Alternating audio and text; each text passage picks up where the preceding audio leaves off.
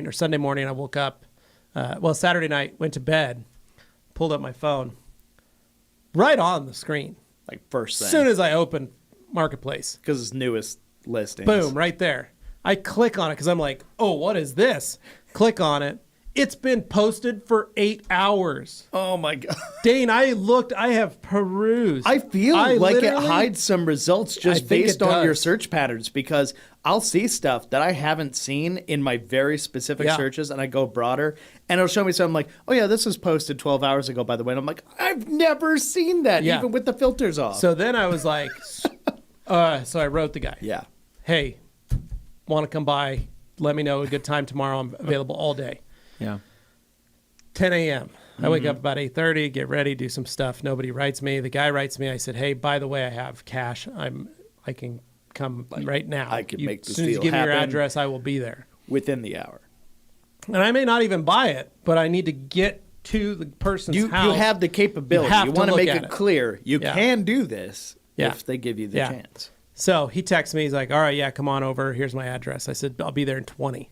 Because I look at how far away he is. 20 minutes. Perfect. Be there in 20. And whatever it is, you know how fast these things go. Oh, like crazy. If you see a deal, you know is a deal. So I get there. I end up buying it. Here's the thing. He had 75 people contact him. Holy. From last night at 12:30 until when I got to his house at 11:30. But you were the first to show up. I was the first message he got.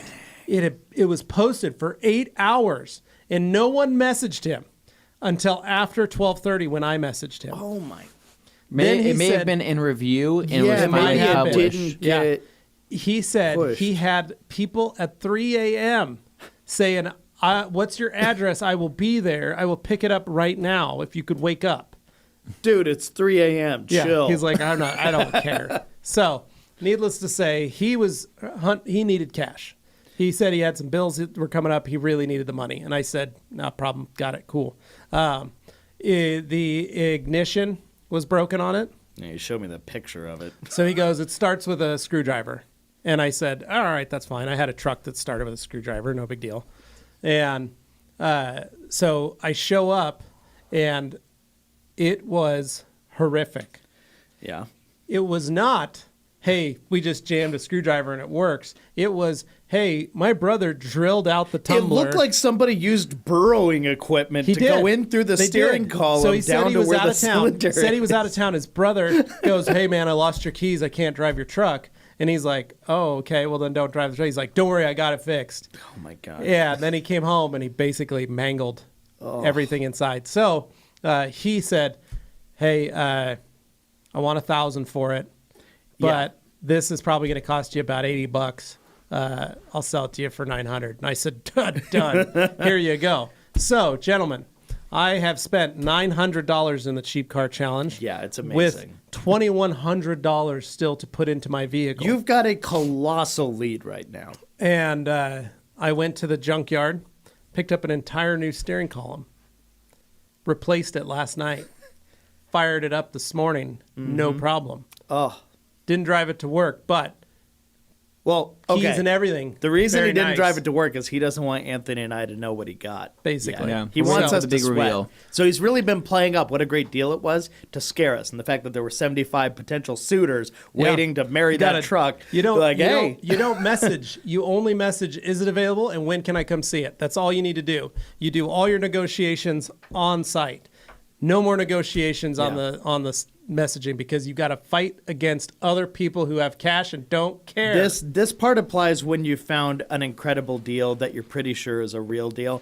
When you find a normal car that you don't think is going to have a crazy list of people jumping on it, it's a little different. You don't have to do that game, because I find it as a seller, when I'm selling something, I find it incredibly annoying when people do the is it available, because I know you just tap the stupid button and you just what I do out. is I click on is it available, but then I add, hi, my name's Levi Gates. I was just wondering. That's better. I want to come by and see it. So then it says, hi, is this available? My name's Levi Gates. Can I come see your car? When would be a good date and time? And then they have to say, well, I've got a person coming right now, or you could come, I'll be home in 5:30, or I'll be home at 1 o'clock. Could we do that? Then you go, done. Give me your address. I'll be there. Yeah. Then when you get there on site, that's when you do your negotiations. You do these negotiations on the phone. They're way less inclined because they don't know you. They don't. And when people buy stuff from me, if they even offer me a price via the phone and they haven't even come to the place, you're not here, so it's not real yet. I'm not even gonna entertain it. Yeah. I just say, when you get here, we'll talk. Yeah. I'm not even gonna, if they say, hey, your car's worth $4, or you got it for $4, I'll give you $2,500 cash. Yeah. No, I'm sorry. You're not. No, like, you're not here. See, you don't have cash. We don't negotiate until you stand on my property. This is what makes this whole challenge so fun, though, is our styles And we're all are very pretty different. from each other. Your style is incredibly direct, MFer, I'm about this, make it happen. I'm like, I try and establish a rapport. I try and get him on my side. I try and win him over with like a little charm. Yeah, that's why. Then, so here's what I did. Unfortunately, the downside is if it's on a popular car, it's usually gone if I take the time to do that. So here's what I did, Dane. I looked at the person's profile on Facebook. You tell what kind of person they are. Saw that he liked motorcycles. Okay. So I dressed appropriately. Oh, sharp man. Then when I show up on my bike and you wreck it, and they're like, he's like, do you ride? And you're like, yeah, this thing's just got a lot of power. Hey, Josh, I'm gonna need to borrow my mountain bikes. But I pulled up and I was like, hey man, how's it going? Hey, that's a good looking bike there. What do you got? Talking to him like that. Conversation starter. Yeah. He goes, oh, hey, what's up, man? Yeah, no, this and this and this. I was like, oh, that's rad. Yeah, we can do this. A little research goes a long way. I didn't ask him how many kids he had. I didn't ask him, how long. Let's just say when I showed up there, he had a gun on one leg on his ankle holster, and he had a ankle monitor, an ankle monitor bracelet on the other. So super fun. Yeah. Fun to hang out with and enjoy. But point was, I got the deal done. Yeah. And I was able to drive it home. Because remember, one of our rules is wrong what you brung. Well, that's what I wanted to take the time. When you're done telling your story, I'm going to reiterate for everyone exactly what the rules are and exactly why it's so challenging. We don't have our sign in here. It's to outside find this out there. stuff. So, Gabe, if you could bring in our rule book, that would be great. Our rule sign. But Levi found a very, very rare. Here's the fun thing too. Perfect. It's a smoker's vehicle, and he's going to get the smoker's discount. We'll talk about that in a second. But continue. So anyway, got it home. So number one of the rules, it's got to drive. I drove it home. Now, I didn't also feel very comfortable. No, it drove fine. It's okay. If I killed it, I'd have to sit there and fiddle with a screwdriver again to try and get it to start. So I didn't kill it. I made it home. I parked it, and I played with it a little bit. So I've got it. Yeah. Point is, that was my weekend.